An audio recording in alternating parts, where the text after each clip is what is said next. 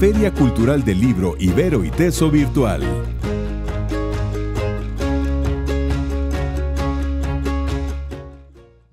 Hola, muy buenas tardes. Bienvenidos a esta Feria Cultural del Libro Ibero y Teso en su primera emisión, digámoslo así, virtual, aunque en la Universidad Iberoamericana llevamos 11 años en la explanada teniendo esta Feria del Libro. Esta es la primera vez que se hace de forma virtual por obvias razones. Y el día de hoy tengo el gusto, el enorme gusto de volverme a encontrar con una egresada de la Universidad Iberoamericana, filósofa de formación, pero escritora de corazón y fotógrafa y viajera y bueno, y muchas cosas más, pero ya la iremos conociendo poco a poco. Tenemos el gusto de tener el día de hoy con nosotros desde Canadá a Antolina Ortiz. Antolina, bienvenida, qué gusto verte. Gracias. Hola, Luis Felipe. Hola de nuevo. Hola de nuevo, exacto.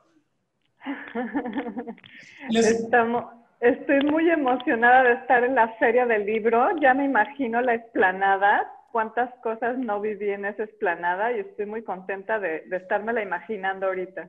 Exacto, sí, vale mucho la pena. Yo sé que la Ibero es un lugar cercano evidentemente a tu carrera, pero a tu corazón. Sé que la Ibero es afectivamente cercano a tu quehacer, ¿no? A tu quehacer como escritora también.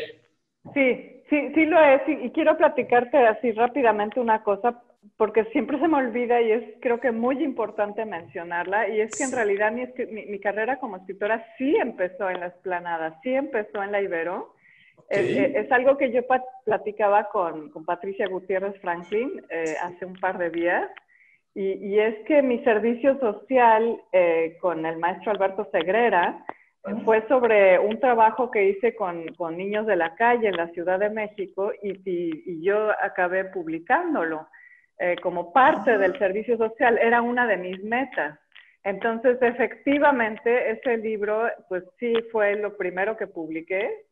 Sí, o sea, de todo lo que he publicado fue lo primero. Mira qué buen dato. Sí, entonces efectivamente sí la explanada significa mucho para mí, no solo como todas las cosas que viví como alumna, Claro. todas las clases que tomé y que me volé, ahí las viví en la explanada. Me encanta la idea. Bueno, a los que no conozcan a Antolina les vamos a hacer así un muy breve recorrido de cuál fue la formación. Antolina nació en la Ciudad de México en 1971. Desde muy chiquita tenía mucho interés por la escritura, la fotografía, la filosofía, y fue así como seguramente en su casa la fueron pastoreando, como digo yo, para que se dedicara a las humanidades. Primero estudió en el Liceo Franco-Mexicano en la Ciudad de México y después ya se vino para acá, para la Ibero, a estudiar filosofía, en donde repetimos, siempre tuvo mucho interés por la literatura. Y después la vida, los afectos y las circunstancias la llevaron a vivir un rato, corrígeme si estoy equivocado, a partir del año 2000 te fuiste un rato largo a Canadá primero, ¿no? Qué buena memoria, sí, efectivamente. Okay. Sí. ¿Estuviste una temporada larga en Canadá? ¿Ahí tuviste a tus 2 hijos? Sí. Ok. Sí. Y después también por otra vuelta del destino regresas a México, específicamente a Veracruz, a hacer un otro proyecto. Sí, mira, nos regresamos a México como familia y esto es toda una historia larga, ¿no? Que tal vez no tenemos tiempo para entrar en ella, pero no encontré yo una escuela, como cualquier mamá, ¿no? No encuentra uno la escuela perfecta, porque no existe, ¿no? Nada más que no me lo habían dicho todavía. Entonces empezamos a generar un pequeño proyecto de lo que se llama desescolarización, o sea, un unschooling. Un proyecto de desescolarización con mis hijos. Nos salimos del sistema académico y empezamos a educar a nuestros hijos por fuera. Invitamos a otras familias y acabamos siendo casi 30 familias en un momento dado. ¡Wow! Un proyecto llamado Morfo, increíble, basado en humanidades, en ciencia, en las artes, y los chavos estaban increíbles. O sea, vivíamos en Coatepec, en Veracruz, y era un lugar increíble para que los chicos crecieran y conocieran sus raíces. Claro. Entonces, estuvimos muy felices ahí 7 años. Okay. Y esto fue recientemente que nos regresamos. Me regresé con mis 2 hijos a Canadá Además del proyecto de escolarización o desescolarización, tuvimos un proyecto de ecología. Sembramos 11,000 árboles en un terreno en bosque de niebla. Sí, se dice fácil, pero siembra uno. Claro, claro, claro, claro, claro. 11,000 árboles más los que nacieron de manera natural. Y fue algo increíble ver cómo la naturaleza es resiliente y regresa, y regresa, y regresa. Entonces fue algo maravilloso. O sea que además de escritora, fotógrafa, mamá de tiempo completo, educadora, ¿no? Y además ecologista. Me encanta la idea. Es que todo es la misma cosa, Luis Felipe, tú lo sabes. O sea, Sí. y ahorita estamos viendo en la crisis mundial que estamos viviendo. O sea, si hacemos como que todo está separado y descuidamos una, o sea, ok, mata a la naturaleza y vive bien con mucho dinero. Al rato se te cae encima la casa, ¿no? Claro. Entonces, en realidad todo va junto. Educación es ecología y ecología es ética y ética es ciencias y todo va junto, ¿no?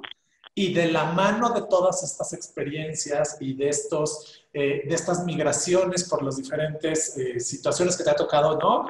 Nacer en México, pero luego continuar a Canadá, pero luego irte a Veracruz, pero luego decidir volver a Canadá.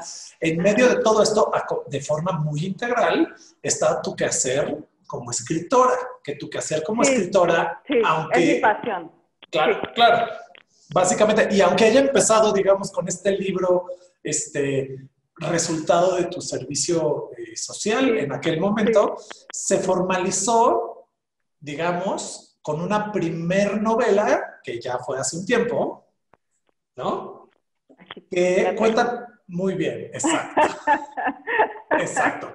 3 silencios, exacto. Uno de los bebés, porque hay varios bebés. Uno de los bebés. Uno de los bebés. Ok, cuéntame cómo llegas a dar a luz, ya que estás haciendo la metáfora de los bebés, ¿cómo llegas a dar a luz esta primer novela? Ay, pues mira, yo nací, como les digo a mis hijos, con un lápiz en las manos, escribiendo, porque desde chiquita siempre me gustaba escribir, pero pues tú que estás en la carrera de letras, sabes lo difícil que es escribir un párrafo, ¿no? Así es. Entonces siempre estuve batallando con escribir algo más largo. Era mi sueño escribir una novela yo creo que desde muy niña, ¿no? Okay. Y cuando llegué por primera vez a Canadá en el 2000, como mencionabas, llegué acompañando a mi expareja y acababa de morir mi papá, me sentía súper triste, sola, no conocía a nadie, no tenía un trabajo estable, básicamente estaba sola en la casa sin saber qué hacer, ¿no? Entonces dije, bueno, pues a escribir. Okay. Entonces, ahí empezó la novela y estaba yo leyendo a una autora que me parece extraordinaria, catalana, Mercè Rodoreda, y La Plaza del Diamante específicamente, y es una novela que leí varias veces. El estilo de Mercè Rodoreda me parece increíble y en esa época quise escribir como imitando un poco su estilo, que me parece increíble cómo trabaja. Y salió un pequeño cuento, 3 silencios, en cuento, que no se dejó enmarcar en un cuento, sino que siguió creciendo y creciendo hasta convertirse en mi primera novela. Entonces fue increíble, fue como ya no podía dejar de escribir y a partir de ahí me reencontré con mi pasión, porque el tema de la escritura es que es muy difícil vivir de la escritura, entonces siempre acaba uno buscando otras cosas para sostenerse y en ese momento me di cuenta de que realmente es algo que quisiera yo hacer algún día, ¿no? Algún día quisiera escribir. Claro, entonces, a ver, ahí empezaste, pero entonces escribes y ¿cómo logras? Que yo creo que esto es una parte muy importante que luego se queda en el tintero en las pláticas. ¿Cómo logras materializarlo y que se publique esto? Sí, bueno, fue muy difícil y la verdad es que fue a tropezones la primera novela. 3 silencios se publicó en una editorial independiente y fue muy complicado. Mi historia con esa editorial no fue positiva. Yo creo que la mayoría de los autores también nos topamos con los problemas del mundo editorial. El primer problema es escribir la novela y acaba siendo a veces el menor de los males, por así decirlo, ¿no? Porque el mundo editorial puede ser muy cruel, puede ser una puerta que se cierra, puede ser algo que acaba matando un libro. Sí. Y de alguna manera, pues, publicas el libro y nadie lo lee, ¿no? Lo lee tu mamá y Claro. quizás no le gusta, ¿no? Claro, sí. Ahí muere, ¿no? Sí. Entonces, es muy, muy difícil. Entonces, yo lo que me doy cuenta en México en particular, sí. porque España, Argentina es otra historia. Y si Claro. ya entras a otros países, no sé, en Europa, me imagino, en Estados Unidos, me imagino, es otra realidad. Pero en México el tema es que el autor acaba siendo no solo autor, sino que acabas siendo muchas veces promotor de tu propia novela, o sea, acabas vendiendo tu propia novela, acabas publicando y haciendo todo el trabajo. Entonces son como 3 oficios en uno. Claro. Entonces, el problema con el que yo me topé es que escribo en español y vivo en Canadá. Y sigue siendo el caso. Entonces, no hay mucho mercado para la literatura escrita en español en Canadá. Mi relación con México, con España, con Latinoamérica sigue siendo muy grande, por eso mismo. A mí me encanta, pero es muy difícil. Entonces, sí, pero sin embargo, Antolina, tú eres de las que sí ha logrado abrir ese mercado, por chiquito que sea. La realidad es que sí, aunque escribas en español y estés en Canadá, ya tienes un nichito, ya, o sea, ya has abierto esa fisura y has sabido encontrar un lugar ahí, que a mí no me parece menor siendo una escritora mexicana, porque además, a ver, vamos a ser honestos, perfectamente la puedes escribir en inglés o en francés si te da tu gana, o sea, perfectamente, por tu formación, por tu movilidad, por una serie de cosas. Sin embargo, decides escribir en español y buscar ese espacio. ¿Por qué es importante para ti, viviendo en Canadá, teniendo la formación que tienes y las posibilidades de por lo menos 3 lenguas casi madres que te acompañaron a lo largo de todo tu camino, ¿por qué buscas esa voz de Antolina escritora en español? Mira, es una pregunta maravillosa y qué bueno que la haces. Yo me considero un ciudadano del mundo. O sea, realmente, ahorita que vivo en Canadá, amo Canadá, me encanta vivir aquí, estoy sumamente agradecida de estar aquí con todo lo que ha pasado, con la gente que me rodea. Cuando estoy en México, amo México con pasión, la gente que me rodea es maravillosa y esto es algo que yo te podría repetir casi cada país que he conocido del mundo, ¿no? Casi cada país. O sea, yo me siento rodeada de gente extraordinaria donde voy. Tenemos un mundo extraordinario. O sea, nos tendemos a enfocar, y por obvias razones, en cosas muy duras que están sucediendo. Y por obvias razones porque, pues, o sea, si tienes un cáncer en tu cuerpo, pues es lo que te va a preocupar, ¿no? Cómo resolver esta enfermedad. Sin embargo, el español sí es un idioma que llevo en el corazón. Así como los chilaquiles, definitivamente es algo que llevo en el corazón. Todas mis novelas tienen por lo menos una referencia a México, incluso Seda Araña, que transcurre en Holanda, tiene una parte que hace referencia a México, los colores de la cochinilla y todo esto hablan de ello cuando habla de la forma de teñir la seda. Y ahorita estoy escribiendo un libro sobre Chernóbil. Pero no te me adelantes, vámonos por pasos. Espérame, porque hay mucho que platicar, porque tienes muchas cosas. Estoy saltando. Sí, es la mente del escritor. Lo sé. Y ahorita te voy a hacer otra pregunta, pero la siguiente pregunta te la voy a hacer, que tiene que ver precisamente, Antolina encuentra su voz como escritora en español, me encanta, y me encanta que el español esté en el centro de su corazón, así como los chilaquiles. Eso me encanta. Sí. Además es muy claro para cualquier persona que tenga algún vínculo palatal con cualquier alimento, ¿no? Ya me entendieron. Exacto. Me encanta la idea. Entonces, sale a la luz esta primera novela. Evidentemente, eso, digamos, crea, ¿no? Esta escritora, Antolina Ortiz, que escribe en español, pero está en Canadá y sigue escribiendo en medio de todos estos fluires de vida, ¿no? Así como tus novelas que fluyen tan lindo. Y sale una segunda, un segundo texto, ¿no? Que es Exacto. Otumba. Otumba. Cuéntame de dónde sale Otumba y por qué sale Otumba. Ay, Otumba es un libro, todos mis libros son limbos, todos mis libros son limbos en el sentido de que hablan del ser humano como un poquito roto. O sea, estamos un poco rotos porque no vemos con claridad lo que somos, ¿no? De la medida en la que no vemos, por ejemplo, que somos vida-muerte, esta dicotomía, yo siento que no somos capaces realmente de apreciar la vida, o sea, apreciar el hecho de que estamos vivos, es una cosa extraordinaria. Ponle un marco religioso o no, yo no se lo pongo, pero algunos sí, no importa. El tema es que es un milagro estar vivos y o sea, ponte a pensar, si piensas en la evolución de las especies, o sea, millones de años venimos del pez. ¿Qué es esto? ¿Qué somos? ¿No? Es increíble. Entonces, Otumba en particular habla de un limbo. Es un libro que cuando lo empiezas a leer pareciera, y tal vez lo es, muy confuso. Pero es que habla de un personaje, Silvana, que está muriéndose. Y es todo su contacto final con su piel, su erotismo, su sensualidad y todo lo que esto conlleva el viaje del final de la vida, ¿no?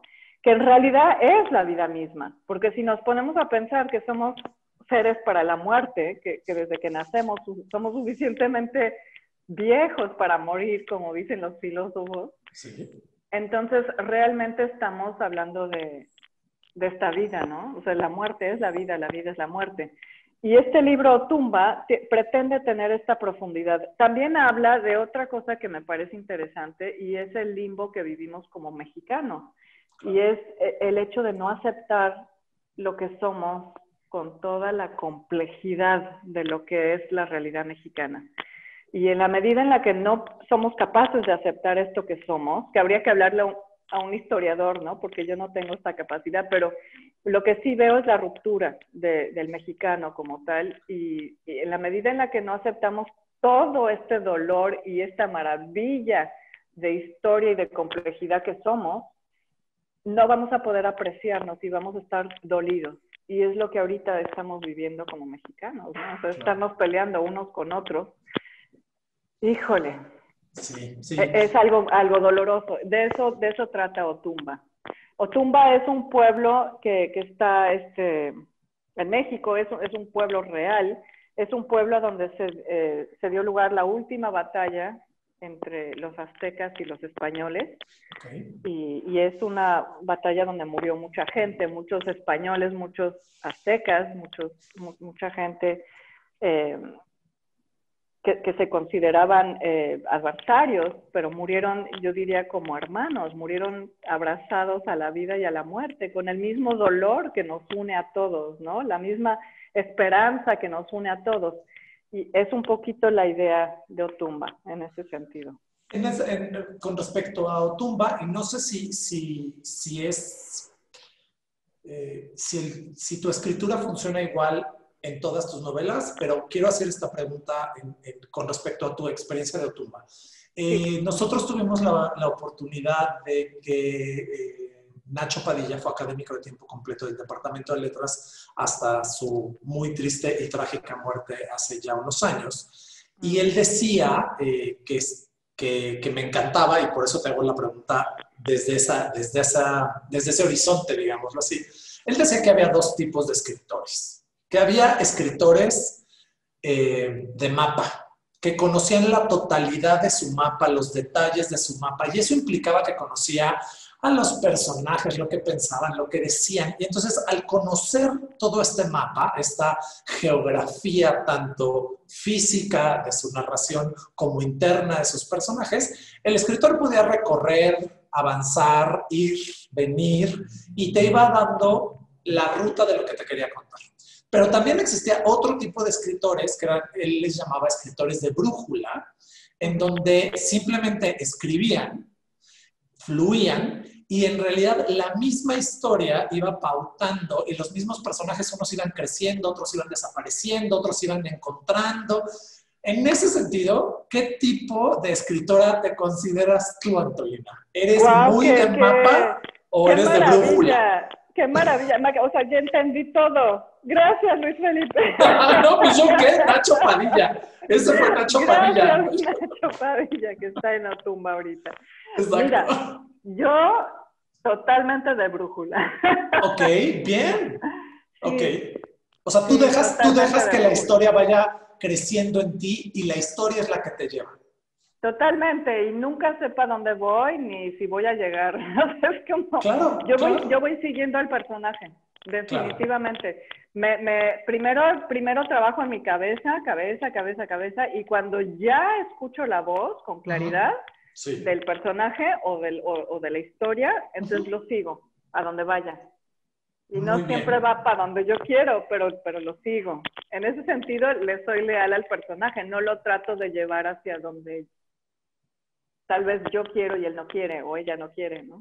Claro. Ah, me encanta la idea, me Sí, encanta, me encanta, me encanta la súper de idea. brújula, qué maravilloso. Y entonces, bueno, ahí estaba Antolina con su brújula y sus personajes y sus historias y su vida y todo Sí. lo que ya hicimos como... Oye, Luis Felipe, pero así es mi Dime. vida, ¿eh? Yo soy de brújula. No, No bueno, solo la me queda escritura. clarísimo. O sea, México, Canadá, No, sí. Coatepec de regreso. Me encanta. No, pero fíjate qué bonito que tengas esta noción de que vas de brújula y que dejas que las cosas se nutran y te nutran, ¿no? Sí.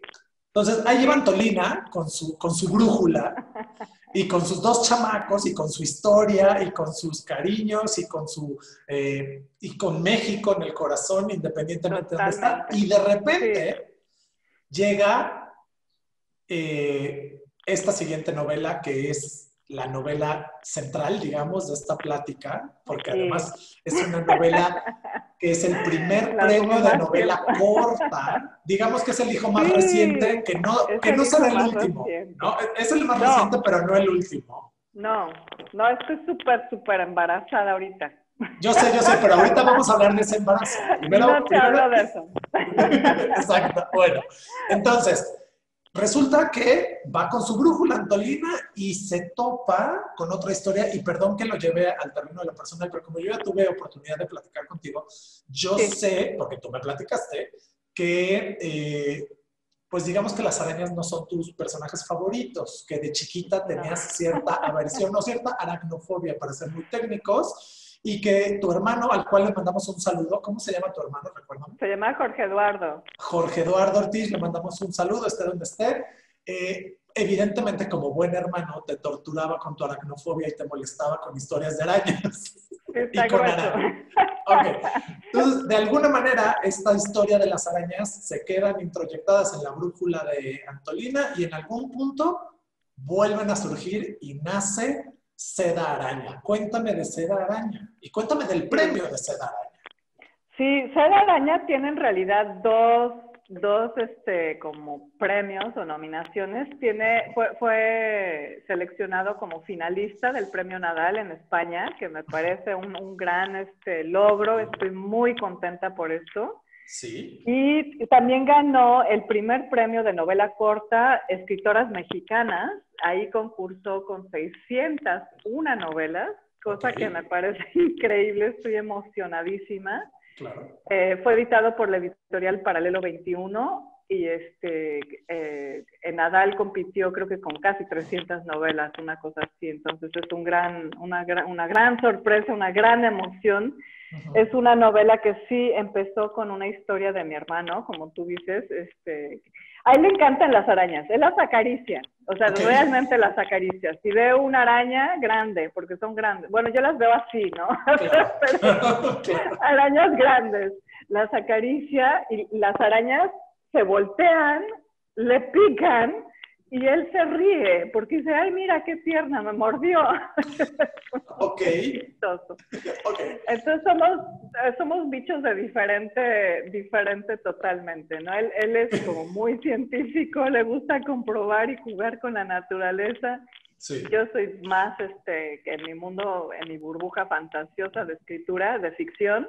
La ciencia me fascina y esta novela justamente tiene que ver con investigaciones científicas.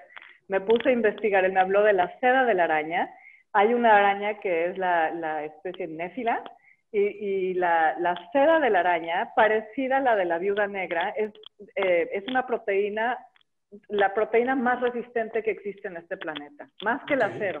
Entonces, cuando yo leí eso, que las arañas producen algo que es más resistente que el acero, entonces inmediatamente dije, esto se tiene que convertir en una novela. Y ahí empezó. En la Segunda Guerra Mundial se investigó mucho la seda de la araña para crear paracaídas, porque son impresionantemente ligeros y resistentes. Entonces, ahí empieza la novela, es en la Segunda Guerra Mundial, en Holanda. Es una novela que me gusta mucho. El estilo yo creo que ya es un poquito más mío, según lo que me han dicho compañeros escritores. Otumba tiende a tener un lenguaje un poquito rulfiano. Tres Silencios va de la línea de las novelas de Merced Rodoreda, y Seda Araña es un estilo, yo considero, si es que tuviera que considerar como un papá intelectual en esta novela, pues es más el lenguaje de Baricó o de Albert Camus, pero es una novela más prosa poética, y mi intención es tener como un bisturí y abrir hacia adentro del lector para realmente entrar hacia lo que somos y tratar de tocar el alma del lector con preguntas filosóficas. Ahí yo creo que entraría mi relación con la Universidad Iberoamericana y mi formación filosófica. Entonces, la licenciatura y la maestría que hice en la Ciudad de México. Oye, Antolina, en ese sentido, ¿tú sentirías, y pido una disculpa si la pregunta no es como muy clara, pero esto que me estás diciendo de que una novela sientes que el lenguaje es más parecido a y en la otra es más parecido a, en este camino, ¿sientes que esta es más Antolina que las demás? O sea, que tu voz es más tuya, o sea, que estamos acercándonos a una suerte de estilo. Mira, me han dicho que sí. Yo no podría tanto contestarte porque cada novela que escribo es mi novela favorita cuando la estoy haciendo. Claro. A todas les tengo mucho cariño. Cuando las leo, todas me gustan. Sí. Entonces, no podría mucho contestarte. Lo que sí te diría es que cuando estoy leyendo una novela, lo que trato de hacer es obsesivamente meterme en 2 o 3 novelas que yo considero que son como papás de nuevo intelectuales. Sí. Y esas novelas las leo, las releo, las releo, las releo. Cuando me preguntan, ¿lees mucho? Sí leo mucho, pero no muchos libros. Sí, o sea, leo mucho, pero los mismos libros de nuevo y de nuevo y de nuevo, porque son libros que admiro muchísimo. Entonces eso es lo que me sucede. Y cuando me preguntas por las voces, es un poquito esto. Tiendo a encontrar un texto o una novela. Tal vez en ese sentido dejaría de ser brújula, ¿ves? Y empezaría a ser un poquito mapa, en el sentido que estoy tomando el mapa de otra persona. Pero es mi brújula, pero es el mapa de otra persona, para no perderme del todo dentro del... Es que es muy vasto todo, ¿no? El mundo creativo es muy vasto. Claro. En ese sentido. Pero los otros lectores, bueno, los otros autores te sirven, digamos, como una suerte de, como bien dijiste, de mapa que va conteniendo ese andar o ese fluir, digamos. Qué padre. Sí, qué bien, qué bien. Ok, tu personaje principal en esta novela es Elsa Linker. Cuéntame, Elsa, ¿de dónde sale y por qué se vuelve el personaje central de esta novela? Porque, sin hacer spoilers, y ahorita vamos a hablar de la estructura de la novela, que es muy importante. Pero ¿de dónde surge Elsa? ¿Quién es Elsa? Cuéntame un poquito de ella. Sí, sabes que me topo un poquito con un vacío aquí para contestarte. Te voy a explicar. Bueno, número 1, tengo pésima memoria, Felipe. Por eso me cuesta mucho trabajo, por ejemplo, dar clases. O me cuesta mucho trabajo tener un mapa personal por mi mala memoria. O si tú me pides que te hable de autores, incluso los que admiro, tengo mala memoria en ese sentido. Elsa Linker, hasta se me olvida de dónde nació. Cuando releo mis propios textos, a veces los olvido. Yo creo que en este sentido puede ser el proceso creativo. Y yo creo que tú que estás más en la parte académica, tal vez tú me puedes... Yo te voy a preguntar a ti ahora. Yo creo que lo que pasa es que es la musa. Es la musa que uno tiene, Que por cierto me tatué una musa en la espalda. Tengo una qué musa bonito. Ajá. para que nunca se me fuera. Ya sabes, Muy bien, muy nunca bien. perder la inspiración. Es como, Me gusta. cuando estoy escribiendo, lo que me sucede es que estoy tan metida en un proceso creativo que prácticamente me desdoblo. Entonces, cuando releo mis textos, es como si fueran de otra persona. Todo esto para contestarte sobre Elsa Linker. Fui investigando nombres. Yo no he ido a Holanda. Fui cuando tenía 10 años y fui 3 días. Entonces, como si no hubiera ido. Claro. Entonces, todo lo tuve que investigar. Los alimentos, las palabras que usé en holandés en la novela, el nombre de Elsa, el nombre de los abuelos, los lugares, todo el nombre de Luke, que es la persona que interactúa mucho con Elsa. Todo es ficción. Todo lo fui investigando. Ahorita en el internet es tan fácil encontrar todo. Es increíble. Y ya lo vas entretejiendo en tu cabeza, ¿no? Como escritor o como artista. Entonces, en ese sentido, lo que yo quería era un personaje. Acabó siendo un personaje muy joven. Tiene 14 o 15 años cuando empieza la novela, cuando empieza la guerra. Y va creciendo con la guerra, va creciendo con la novela y va creciendo con nosotros como lectores. Elsa es un personaje que yo considero entrañable porque habla un poquito, y ahorita con el COVID, ¿no? Y con el encierro que estamos viviendo todos, habla de lo que pasa cuando estamos aislados. Es una novela que se aplica perfectamente a estos tiempos de encierro, porque tocamos definitivamente nuestros miedos, nuestra locura, nuestras obsesiones, y es lo que toca este personaje que está apenas también tocando su primera sexualidad. O sea, es un personaje muy joven y de repente se encuentra encerrada una niña de 14 años, no tiene las redes sociales para conectarse con sus cuates. Entonces empieza a conectarse consigo misma, pero rodeada de arañas. Rodeada de arañas porque son sus únicos compañeros en el faro a donde está trabajando. Entonces ella empieza a escuchar las voces de las arañas. Un poquito la intención que tenía yo también, Luis Felipe, es que insistir en el hecho de que el ser humano no está aislado y no es el rey del mundo, sino que somos con todo lo demás y con todos los seres que existen y que cohabitan con nosotros en este mundo. Entonces ella empieza a relacionarse con su gato, con las arañas, con el mar, con la naturaleza. Y son las voces que la acompañan en su realidad. Entonces, es Elsa, es un personaje muy complejo, pero a la vez, y es igual que los personajes de las otras 2 novelas, es un personaje también muy sencillo, como todos nosotros. Somos en realidad todos tan increíblemente sencillos, aunque pensamos que no lo somos, y a la vez somos de una profundidad y una complejidad que generan las preguntas filosóficas mayores, ¿no? Claro.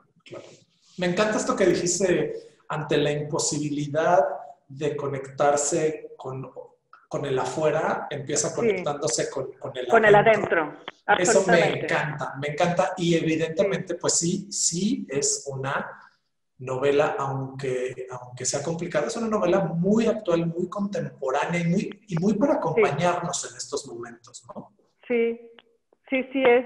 La verdad es que yo la he vuelto a leer y me sorprende. Está Elsa sola en su faro, en medio de no es una pandemia, es una guerra mundial. Claro. Pero es muy similar. O sea, si prendes las noticias ahorita y ves todo lo que está pasando.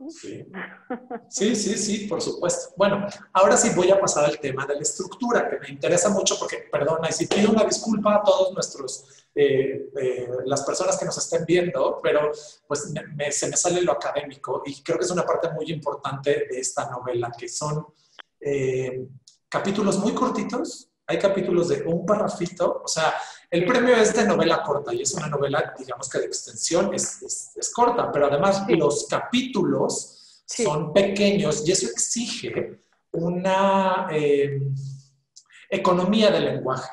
O sea, decir en poca extensión, no nada más del total de la novela, sino de la extensión de tus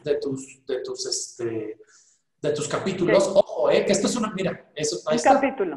Ese es un capítulo y es una línea, ¿no? Es casi como como lo que hacía Tito Monterroso, ¿no? Estos microcuentos, estas microficciones, que en realidad de microficción en microficción narras todo un universo y una novela. Sí. ¿Qué tan difícil es tener esta economía del lenguaje? Porque echar rollo es facilísimo. Mira, para eso tienes un servidor, ¿no? Echar rollos es fácil. O sea, chorear al profesor es súper fácil, ¿no? Pero ser concreto en el lenguaje, de hecho en el taoísmo, y perdón que lo lleve para allá, hay esta noción de que es mucho más difícil ser muy concreto, ir al grano y no perderte en la filigrana del asunto. Y es muy difícil, ¿no? Incluso cuando nos comunicamos entre nosotros para decirnos, no sé, un te extraño o un te quiero, hacemos unas introducciones versallescas para decirte al final, oye, te extraño, ¿no? La verdad, y sobre todo los latinos, ¿no? O sea, los latinos somos barrocos y abigarradores como nuestros mercados, ¿no? O sea, el minimalismo no existe en Latinoamérica porque tú entras a comprar un kilo de jitomate y ya entraste en una pintura. Tu libro en particular tiene un cuidado en el lenguaje muy especial y casi, ¿no? O sea, condensas. ¿Cómo logras esto? Porque no es fácil. Sí, es lo que más trabajo me cuesta y es de las cosas que estoy orgullosa de mi trabao, ¿no? Me gusta más, o sea, la verdad es que sí me gusta. Sí. Mira, yo te hablaría de varias fuentes de este trabajo y tal vez de la inspiración de hacerlo. Una de ellas es Juan Rulfo, definitivamente. Él también tiene una economía de lenguaje maravillosa, ¿no? Obvio. La prueba también es que solo tiene muy poco publicado y es perfecto, ¿no? O sea, son textos perfectos. Entonces yo creo que eso se puede lograr. No necesariamente toda la literatura tiene que ser eso, porque hay literatura que es muy rica y que es maravillosa y perfecta también. Pero me gusta mucho esta línea. Yo creo que se puede con esta economía del lenguaje llegar muy profundo. Yo creo que puedes llegar muy lejos. Mencionabas el taoísmo. Yo me he dedicado a meditar desde hace más de 20 años. Ahorita estoy haciendo meditación vipassana del norte de Tailandia. He ido varias veces a retiros al norte de Tailandia, retiros largos, uno de 21 días. Y lo que haces básicamente es nada. O sea, es no hablar, nada. O sea, te estás dedicando a no dedicarte a nada. Y dentro de este no hacer nada, es a donde te descubres con las cosas más impresionantes que yo me he topado, ¿no? Claro. Una de ellas es la imposibilidad de estar con uno mismo, o sea, lo gordo que acaba uno cayéndose a uno mismo, ¿no? ¿Y por qué, no? Porque si yo soy muy simpática. No, o sea, somos insoportables, ¿no? Yo soy insoportable. Entonces, en este silencio, es a donde uno empieza a encontrar cómo decimos tantas tonterías, es impresionante, ¿no? Sí. Y te vuelves cada vez más consciente de ello.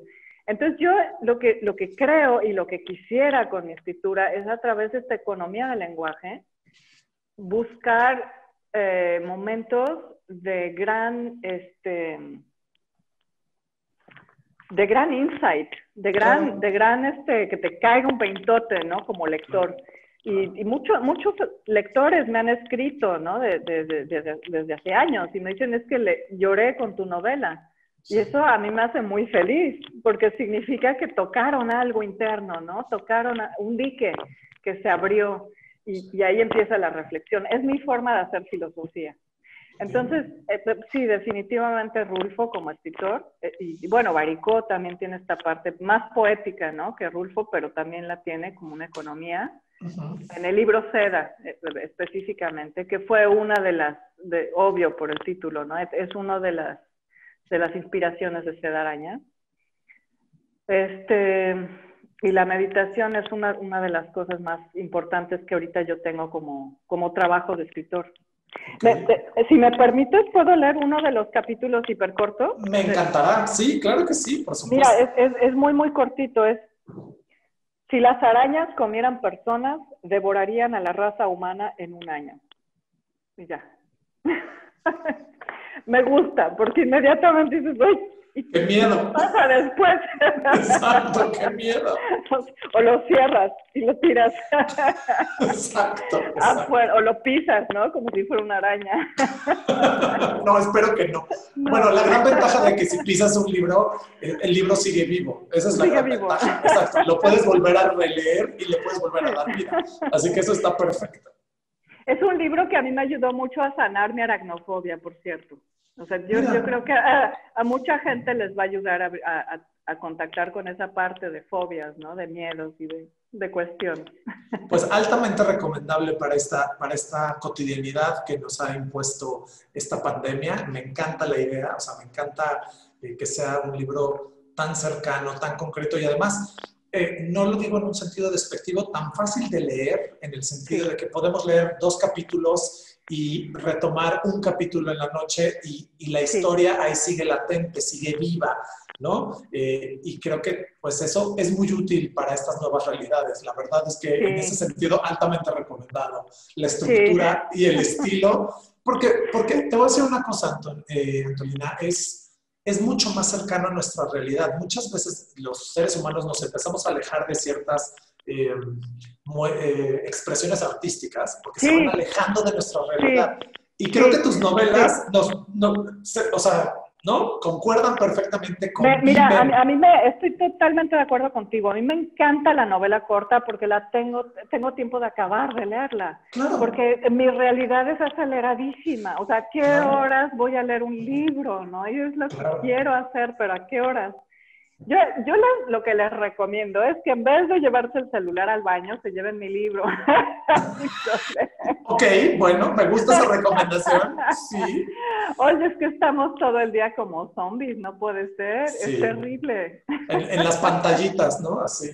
En la pantallita. Sí, es cierto, porque convivimos en pantalla, trabajamos en pantalla, socializamos en pantalla, aprendemos en pantalla. Sí, para bien y para mal. Sí, pero se vuelve un poquito monótono. Entonces, igual acompañarnos a cualquier lado íntimo, como puede ser el baño o tu recámara de un buen libro, ¿no? Que puedes leer con respecto a tu ritmo de vida, me parece maravilloso.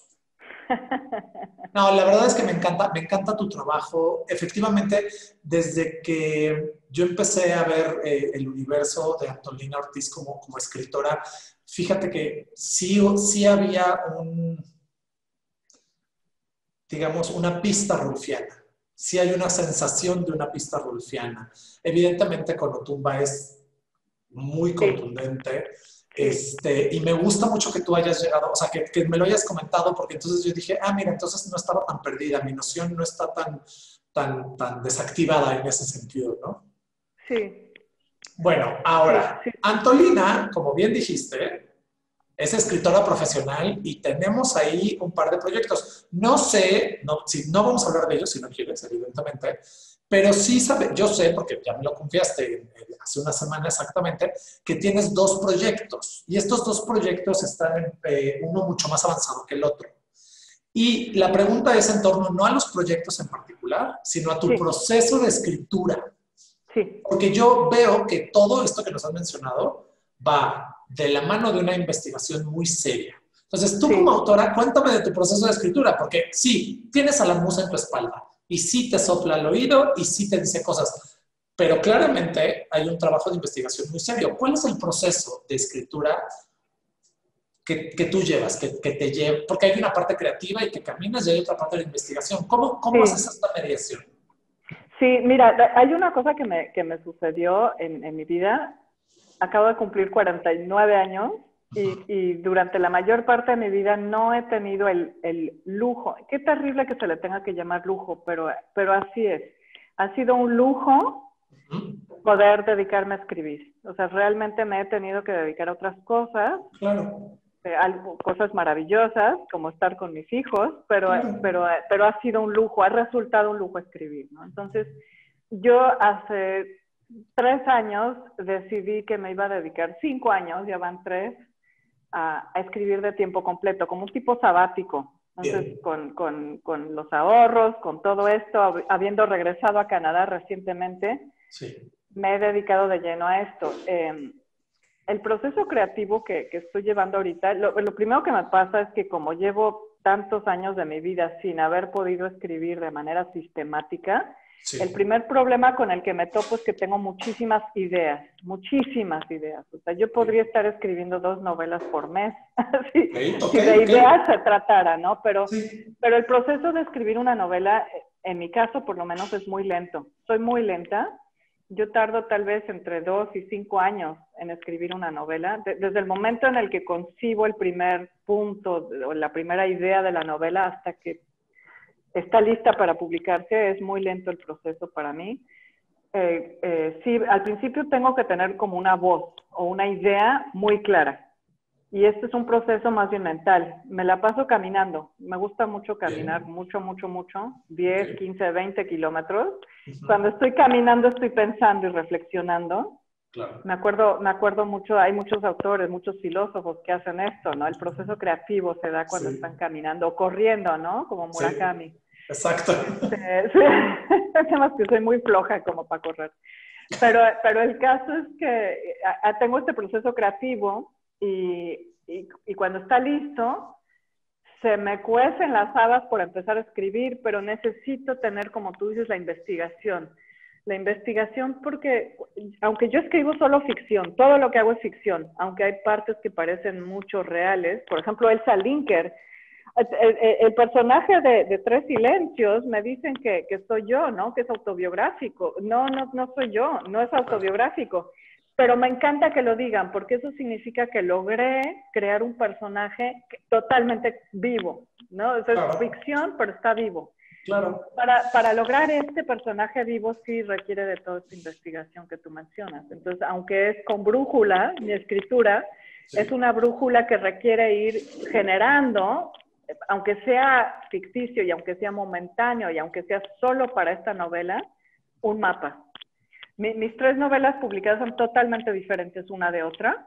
Sí. Sin embargo, las 3 tienen esta característica que lo lees y sí es creíble el personaje que estás leyendo. O sea, está vivo. Lo conoces. Entonces, esto sí requiere de esta investigación que estás diciendo, Luis Felipe, y es mucho tiempo. Ya que está la escritura de la novela, que puede tardar 6 meses o 1 año, empieza la parte dolorosa, que es la de la economía del lenguaje, que básicamente lo he escuchado de varios autores, que el proceso de escribir, más que escribir, es el de borrar. De borrar, sí, es cierto, es cierto. Sí, entonces por ejemplo, la novela Seda Araña, que no sé cuántas páginas tenga, 180, 200, es una novela muy corta. Tenía casi 400. O sea, realmente era una novela larga y me dediqué a borrar y me gusta mucho el producto final, mucho más que el producto inicial de 400 páginas. Oye, y debe ser muy difícil, ¿no? Tomar la decisión de qué es lo que borras o por qué borras eso que borras. Exacto, sí, súper doloroso. Normalmente tengo lectores externos que son los que me ayudan a tirar cosas a la basura y es un momento en el que el ego sí tiene que estar bien controladito. Claro. Porque sí es el momento de tirar toda la basura.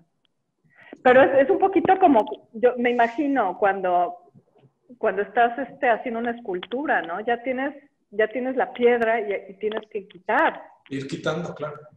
Es la música. Si no hay silencio, no hay música, no hay notas, no hay nada, ¿no? Entonces hay que entender esa parte del proceso creativo en la escritura. Sí. Me encanta, sabes, que lo tengas tan claro y tan consciente, porque muchas veces, sobre todo los muy jóvenes que de repente dicen, es que yo quiero ser escritor y bla, bla, bla, tienen esta idea de que por un lado solo es un momento de inspiración y dejan de lado toda la parte de la talacha, de la investigación. Es el 90%. Sí. Y también dejan de lado esta parte dolorosa de limpiar el texto, de quitarle al texto, de llevarlo a sus últimas consecuencias en el sentido de que precisamente al quitarle le das fuerza. Sí. ¿No? Aquí sí menos es más, digámoslo así.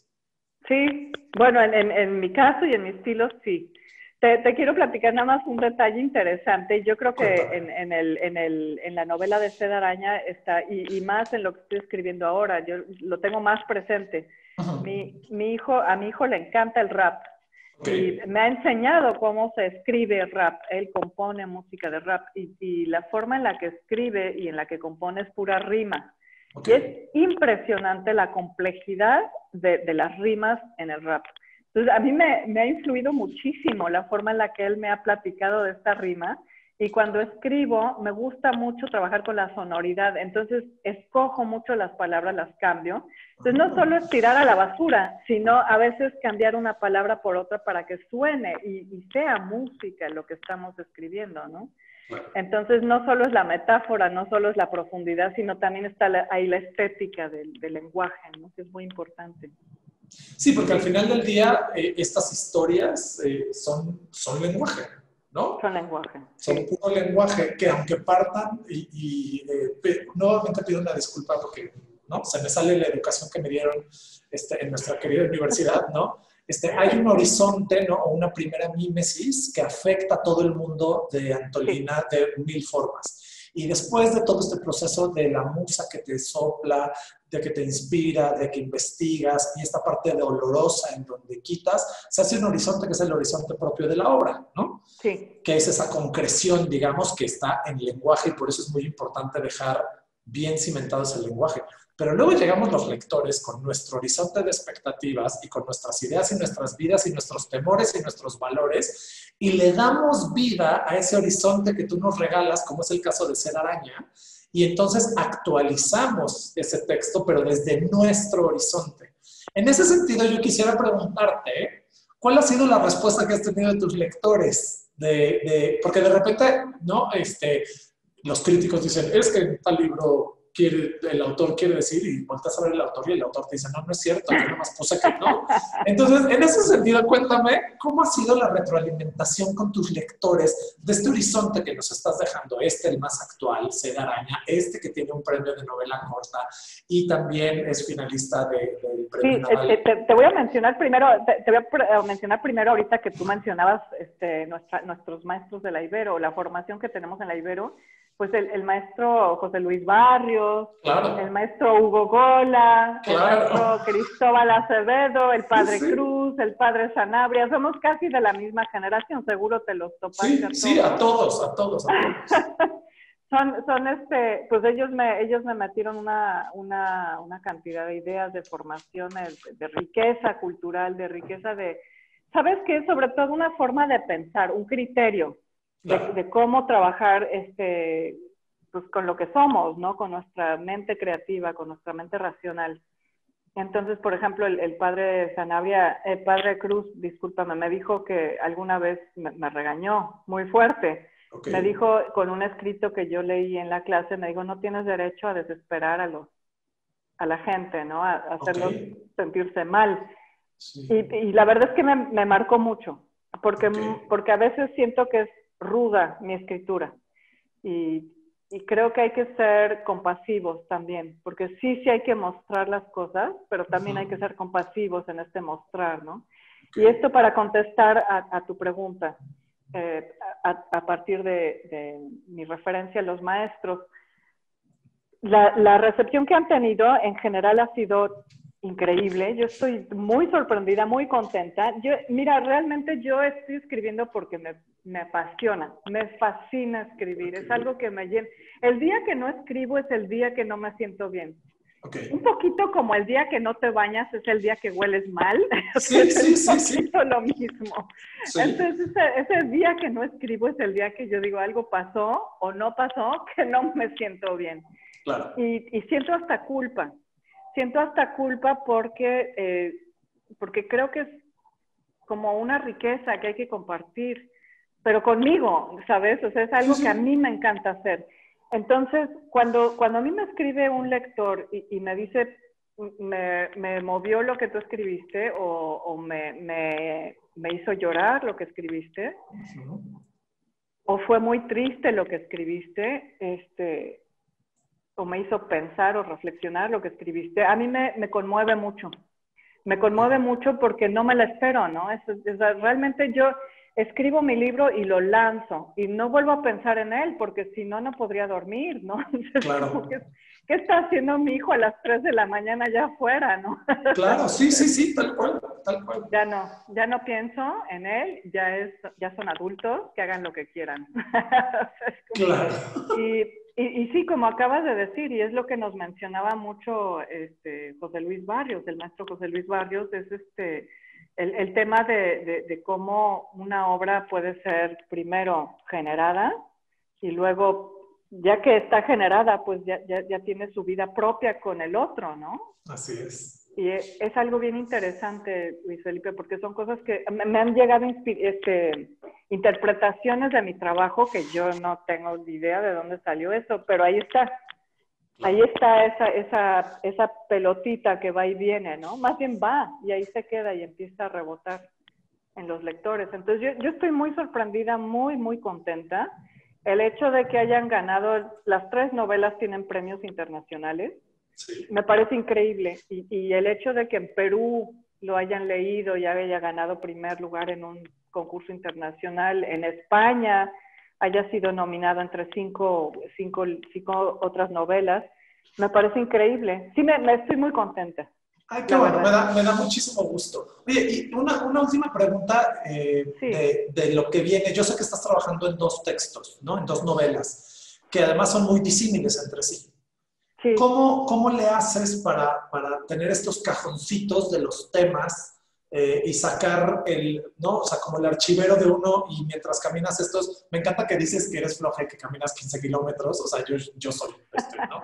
En fin, pero ¿cómo le haces? O sea, ¿cómo, ya hablando de la parte creativa, cuando tienes estos gemelos, por llamarlos de alguna manera, pero que además son radicalmente diferentes, sí. ¿No? Son gemelos, pero son diferentes, son, o sea, son cuates, sí. ¿No? ¿Cómo le haces? ¿Cómo le haces para este proceso creativo? Normalmente no lo haría así, normalmente haría una novela y luego otra. El tema es que tengo como muchas ideas, entonces a veces tengo que adelantarme y por lo menos empezar a escribirlo, ¿no? aunque no escriba la novela completa. En este caso lo que sucedió, pues sí salieron las 2. Una ya estaba un poquito avanzada y la tuve que detener porque le estaba pidiendo ayuda a un lector externo. Okay. Se enfermó el lector externo, entonces en lo que yo esperé a que se recuperara, mi mente ya estaba desesperada por crear, sí, el chango, ¿no? Claro. Y empecé a crear la segunda. Un amigo me dijo algo que te va a hacer mucho sentido y me dijo, oye, es como tener 2 esposos al mismo tiempo, ¿qué onda? Y sí, o sea, llegó un momento en el que era como... O sea, que puede ser divertido pero desgastante. Sí, no lo recomiendo. Pero mira, sí, bueno, pero ahí vas. O sea, no lo recomiendas, pero estás sacando 2 proyectos adelante. Sí, sí salieron. Uno ya está acabado y el otro todavía está en un proceso de pulido. Estoy ahorita en el proceso de quitar y poner y aterrizar a los personajes para que sean más creíbles. Pero ya prácticamente está. Entonces, sí, casi nacieron al mismo tiempo, pero... Es difícil porque son lenguajes totalmente diferentes. De nuevo, cada una de mis novelas, porque está construida a base de la brújula, como tú mencionas o como mencionas. Menciona Nacho, sí. Nacho, perdón. No, todo bien. En ese sentido, son todas diferentes. Y el tema es no mezclar el lenguaje de una con la otra. Sí. O sea, eso lo tienes muy consciente en tu proceso creativo. Lo tengo consciente y lo tengo que trabajar durante el proceso, sí, para no olvidarlo. Sí. Ok. Bueno, en verdad no sabes cómo agradezco esta plática contigo, no sabes cómo me gusta hacer un recorrido de tu trabajo, que me encanta, eres muy generosa como escritora, eres muy generosa como persona. Siempre nos regalas un detallito más como de tu historia, de tus intereses, de tus gustos, de tus fobias. No, créeme, no todo el mundo lo hace. Te lo agradezco muchísimo, Antolina, en verdad. Si esto lo llega a ver a un joven que quisiera escribir, ¿cuál sería un consejo que Antolina le dijera a una joven Antolina escritora, a un joven que está en esa explanada que extrañamos tanto, que decíamos hace rato? ¿Cuál sería tu consejo? Sí, mi consejo sería que no se decepcionara, que siguiera trabajando y escribiendo y que escriba por gusto, que escriba por sí mismo.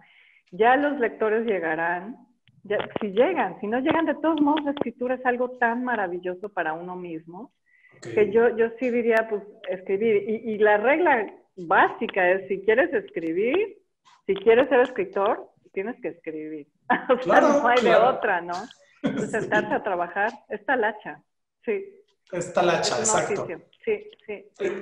Hay musa en la espalda, pero mucha talacha de por medio. Y me gustó, y perdón que haga hincapié en esto, ¿no? La parte de hacer consciente que también hay dolor en la creación, también hay dolor en el parto, y hay que saber qué se quita y cómo, ¿no? Sí, sí, yo creo que yo he tirado y quemado, porque he quemado mucho de mi trabajo. Sí. No sé, 70%, 80% de lo que he escrito lo he quemado, o sea, realmente. Y ¿sabes qué? 1000 veces mejor, porque a mis lectores les llega solo la crema. Esa es la realidad. Si no les llegaría todo lo demás, no, ¿para qué quieres eso? ¡Qué horror! Sí, bueno, lo que pasa es que, a ver, tú piensas, esto ya lo dices, con 3 novelas premiadas, con proyectos, pero creo que es muy importante que los jóvenes lo sepan. Son 35 años de trabajo, son 35 años de trabajo, pero la verdad, Luis Felipe, es que hay que tenerlo claro desde el principio. O sea, no todo lo que escribo, y este es un error muy grande de mi generación, no todo lo que escribo lo tengo que publicar. Por favor, no lo hagan. O sea, por pura ecología. O sea, no lo hagan. Me gusta. Espérense, guárdenlo en el cajón un ratito y luego lo vuelven a leer y deciden con claridad, ¿no? Claro. Pero sí, eso. Uy, me encanta. Creo que ese es el mejor consejo y más honesto que nos pudiste haber dado. No todo lo que escribimos se tiene que publicar. Hay que darle tiempo a las cosas que maduren. Y finalmente, como tú bien dices, son 35 años de trabajo. Sí son. ¿No? Sí son. Entonces, pues muchísimas felicidades. Creo que es un premio muy bien ganado. Me refiero al de Sedaraña. En verdad, a todos nuestros visitantes de esta Feria Cultural del Libro Ibero y Teso, se los recomendamos muchísimo, pero si se topan cualquiera de los otros 2 libros de Antolina, que lo encuentran en verdad en cualquier librería de la Ciudad de México y seguramente de la Ciudad de Guadalajara, estas librerías creo que va a estar en el catálogo de la Ibero, entonces eso me da mucha emoción. Obvio. Y en el catálogo de la Ibero, ahí estará. Entonces, en verdad se los recomiendo muchísimo. Es muy generosa, así como lo es ahorita en su plática y en esta entrevista. Gracias. Es muy generosa con su literatura. Para todos los que sean, que les guste rastrear de dónde vienen cosas, rastreen precisamente el lenguaje en Antolina es muy importante, y rastreen de dónde viene. Se puede si son lectores atentos, y sobre todo disfruten de la literatura y disfruten de esta gran autora que tenemos el gusto de que es tan cercana a casa y es tan generosa. En verdad, muchísimas gracias. Gracias, Luis Felipe, qué honor. No, gracias por invitarme, me encanta la idea y en verdad estoy a tus órdenes. No sé si quieres agregar algo más antes de irnos, porque ya... Pues mira, un agradecimiento muy desde el corazón a todos los que han estado a cargo de que se diera esta charla: Rosalinda, Marcela, Patricia Gutiérrez Franklin. Claro. Anteriormente me ayudaron mucho Adela Salinas, que está en la Ibero, Alberto Segreras. Son gente que ha estado muy cercana a mí desde el principio de mi trabajo y siguen como hermanos ahí en la Ibero. Y nada más mencionar una cosa que hablábamos de ecología hace rato. Cuando sembramos árboles, 11,000 árboles, los sembramos hace 7, 8, 9 años. Cuando empezamos a sembrar árboles eran cositas, así de veras, cositas. Sí.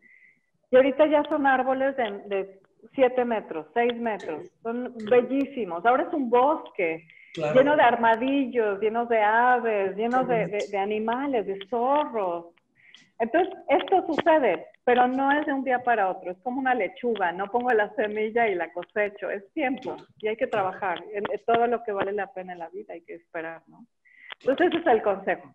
Muchas gracias. Me encanta la idea. Muchísimas gracias, y gracias a todos los que hicieron posibles este espacio, ¿no? Muchísimas gracias, como bien dijiste, a la coordinación editorial de la Ibero y a todos estos. No sabía que eras amiga también de Adela. Mira, ahora entiendo tantas cosas. Adela la quiero muchísimo. Maravillosa mujer, maravillosa. Y gran escritora cultural, y gran narradora, y además gran trabajadora de la paz de este país, ¿no? Es una de sus preocupaciones, Qué bonito. Ahora entiendo tantas cosas, ¿verdad? Pues bueno, un fuerte abrazo y hasta la próxima. Me va a encantar volverme a encontrar contigo por acá. Gracias, Luis Felipe. Hasta pronto. Chao. Bye. Feria Cultural del Libro Ibero y Teso Virtual.